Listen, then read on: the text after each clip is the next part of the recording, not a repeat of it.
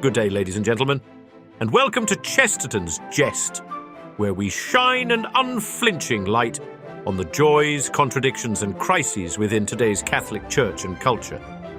If you're here for faith, wit, and a little righteous fire, you're in the right place. Smash that like button, share this video with your fellow troublemakers, and subscribe so you never miss an episode. Now then, shall we begin? Our topic, up for discussion today: The Bride in a Storm, on Indefectibility, Vatican II, and the Temptation of Despair.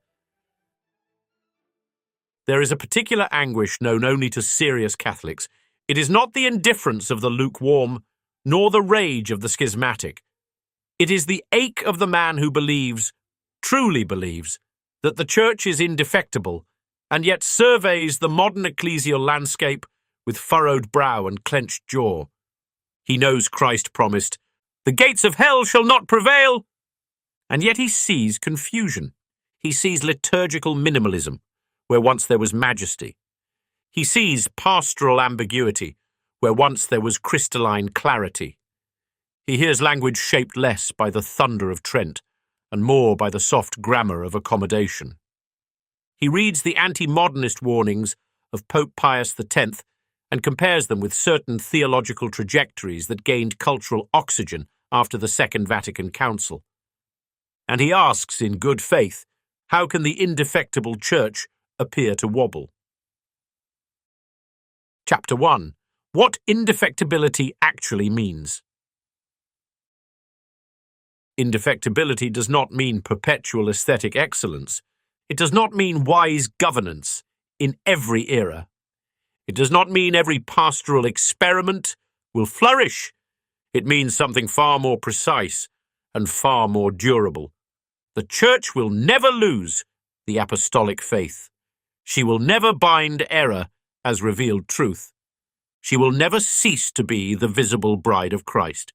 This promise rests not upon ecclesiastical competence, but upon divine fidelity. Christ did not say, "The gates of hell shall not embarrass you." He said they would not prevail. That distinction is everything. Chapter 2. Crisis is not defection. The Catholic who feels tension today is not alone in history. In the 4th century, during the Arian crisis, large swaths of the episcopate wavered. The divinity of Christ was obscured in the language of compromise. St. Athanasius was exiled repeatedly. Orthodoxy looked politically defeated. Yet the Church did not defect.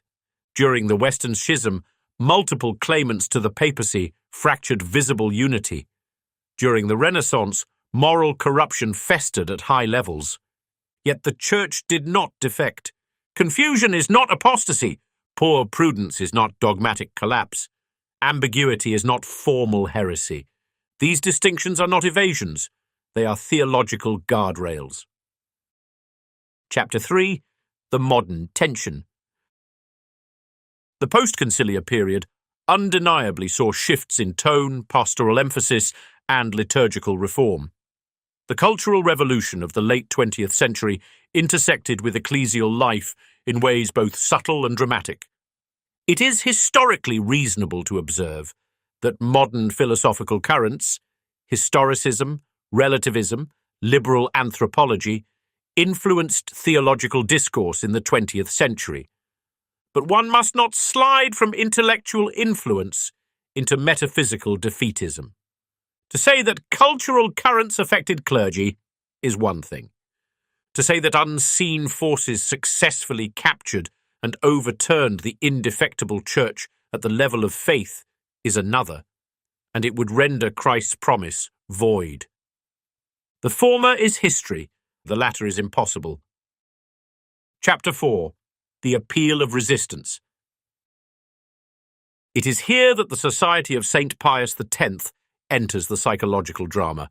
Founded by Archbishop Marcel Lefebvre, the Society positioned itself as a guardian of liturgical and doctrinal continuity. Many Catholics discovered in its chapels reverence, clarity, and stability absent elsewhere.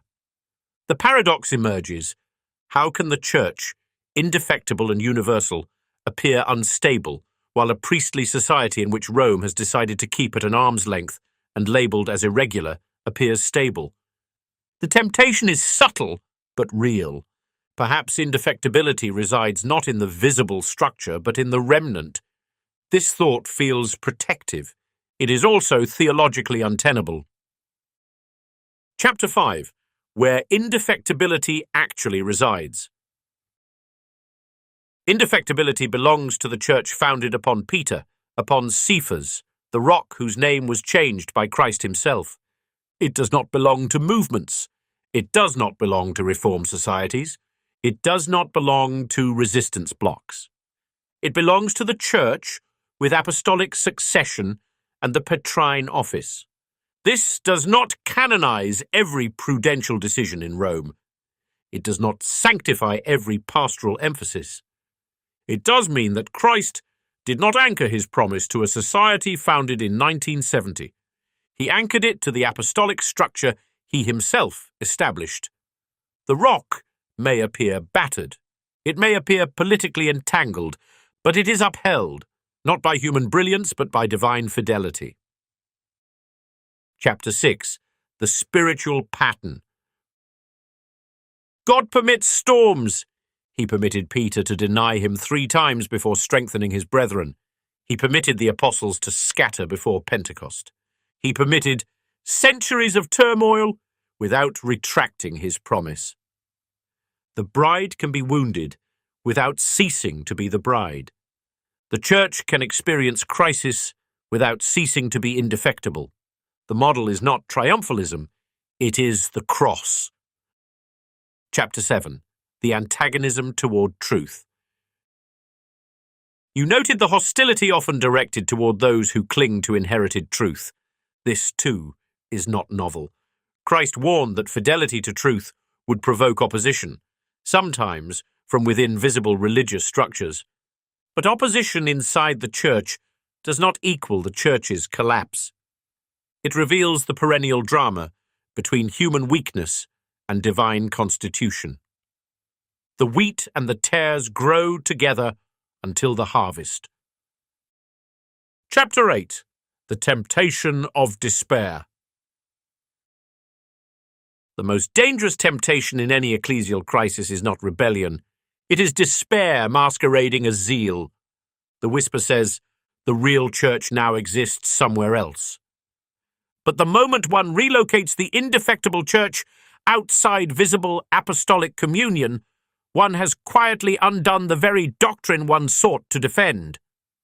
Indefectibility is not a feeling of liturgical satisfaction. It is a promise rooted in Christ's authority.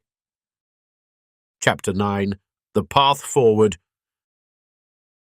The saints provide the pattern, reverence the office, even when lamenting prudence, speak truth clearly, but without severing communion. Preserve tradition, but not by constructing parallel ecclesiology. Reform is always interior before it is structural. The Church has survived emperors, heresiarchs, corrupt clergy, and ideological storms. She survives not because her administrators are flawless, but because her founder is faithful. Chapter 10. The Rock Enduria. Every crisis tempts the faithful toward a quiet relocation of the church.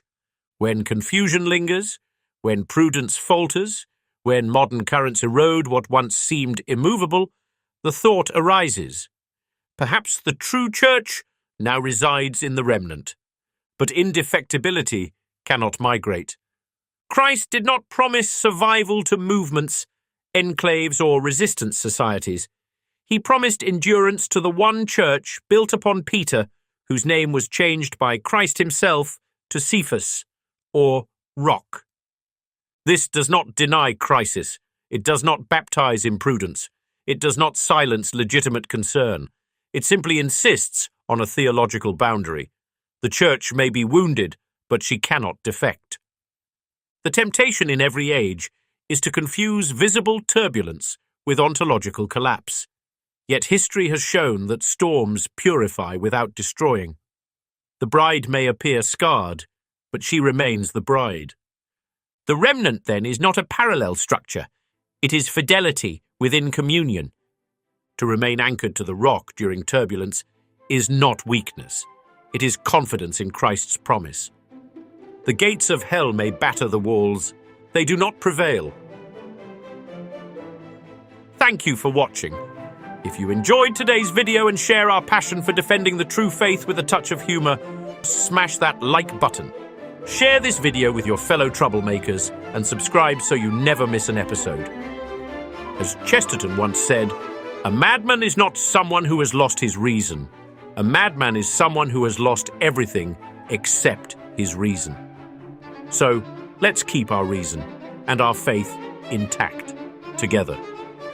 Thanks for listening. God bless you, and may the good Lord be praised.